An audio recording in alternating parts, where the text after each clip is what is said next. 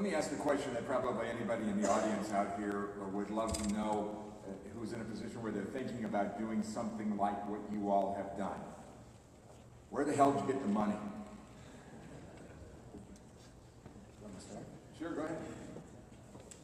Beg, borrow, and steal.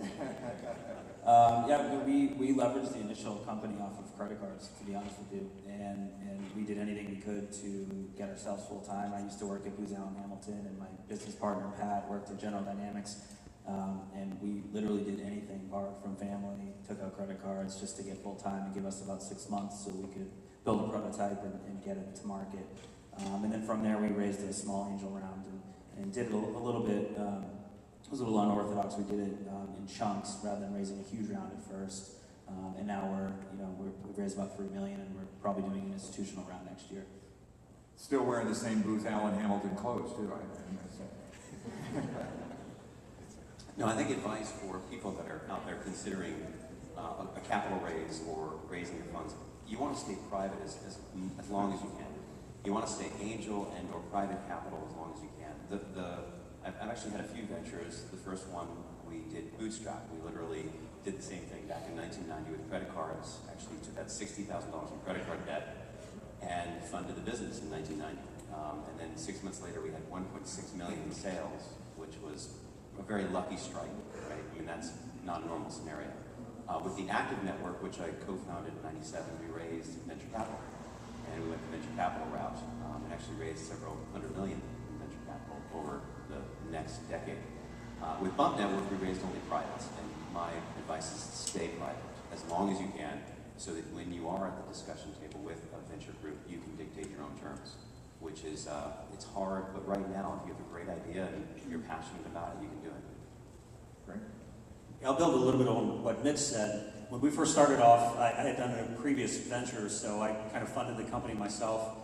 And it's always good when you have your own skin in the game, as these guys can attest to. And from that point, we did a couple small rounds of angel financing, mostly people who believed in me and the business and what we were building. And that basically got us to the point to where we were at a break-even point, had landed a big partnership, and very similar to what Mitch said, we were kind of in a position at that point where we could not necessarily dictate terms, but have a little bit more leverage than someone just starting off. So last year we raised another $6.2 million. It was our first venture raise, so we total in the business has been about 8.2. Yeah, do it. Get a proof of concept out the door first. That's the easiest way to get capital later. What year were you doing the angel? We started in 2006, and so 2006 up until last year, we did 2 rounds of angels and my own money, so funded it that way. We've been told there's no venture money in San Diego right now, yet you just said you got a pretty big chunk. Yeah, we didn't get it from San Diego firms, honestly.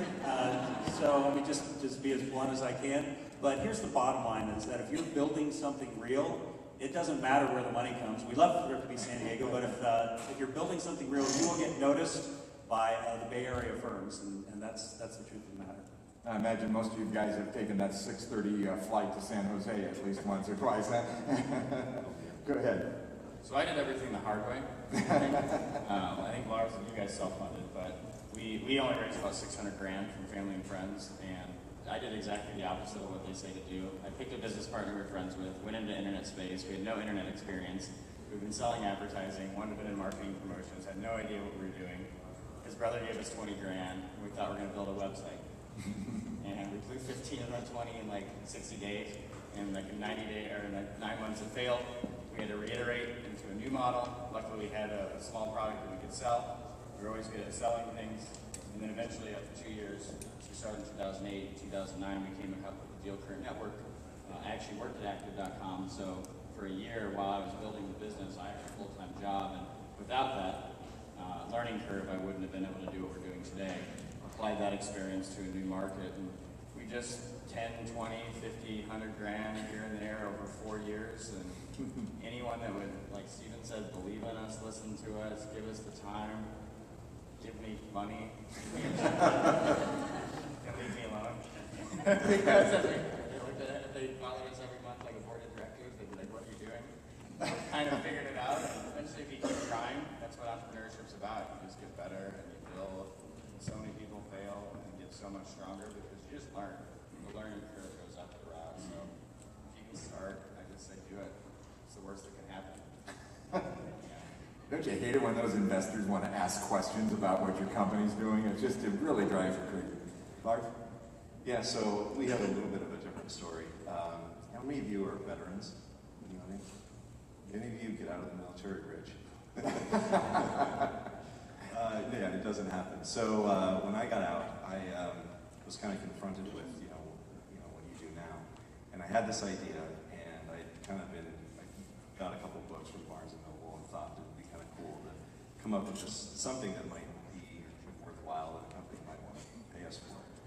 And started working on it in my apartment, and I didn't really have a lot of money saved up because getting out of the military, you're not paid a lot. So did some consulting on the side and kind of struck on the right idea at the right time, and made a few of the right connections. I lived for a couple months, several months on my grandfather when he passed away gave me $5,000 for inheritance, and that was sort of what I decided that would be his legacy, would be something that I could create from that. And so I taught myself how to program and started talking to other people that I could work with, and grew the entire business organically, and never took any venture funding on. Every now and then we'd have to put stuff on credit cards, but always kind of worked as a consultant or helping other people program or doing other things just to help other businesses to fund this business. And by the time, it took about, a year and a half, 2 years of doing that, and finally was able to switch all of my attention at that time on the cooler email, and that company grew, and so we've kind of used that constant organic growth to grow over the last 12 years, I guess it's been, since we started. So we've always wanted to be self-sufficient, organically grown, never tried to overextend, always tried to maintain a sustainable business model. We feel like if we create something of value, then companies should continue to pay for using our software because it provides them value. They get an ROI out of using our software, and it creates a sustainable business model. Great stories. Isn't that fantastic stuff? That's amazing.